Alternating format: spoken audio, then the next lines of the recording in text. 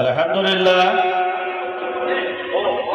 এতক্ষণ পর্যন্ত বাদ মাগরিব থেকে আপনাদের মাঝে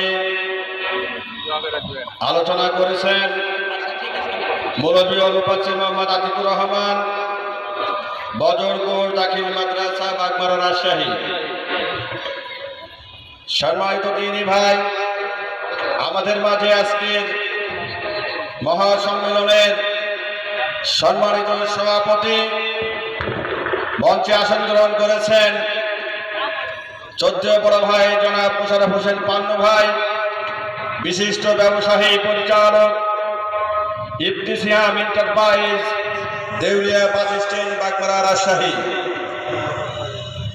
সম্মানিত দিনী ভাই, আপনাদের এলাকা, আপনাদের জায়গা, আপনাদের দাওয়াত করেছেন।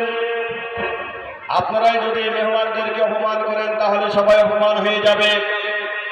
আপনারা যারা বাইরে ঘোরাফেরা করছেন, আপনাদের পায়ে হাত দিয়ে বলি আপনারা মঞ্চে আসুন, সামিয়ানা নিচে এসে বসুন।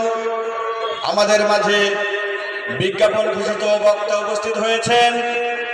এখন আপনাদের মাঝে তিনি বক্তব্য রাখবেন।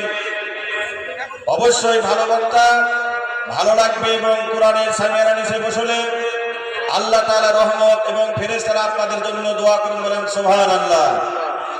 এই পর্যায়ে আপনাদের মাঝে বক্তব্য নিয়ে আছেন আজকের বিজ্ঞাপন ঘোষিত চতুর্থ বক্তা জনাব Mohammad Yakub Ali, inspector of police in service training centre, Rajshahi. এই পর্যায়ে বক্তব্য নিয়ে আছেন জনাব মোহাম্মদ ইয়াকুব আলী।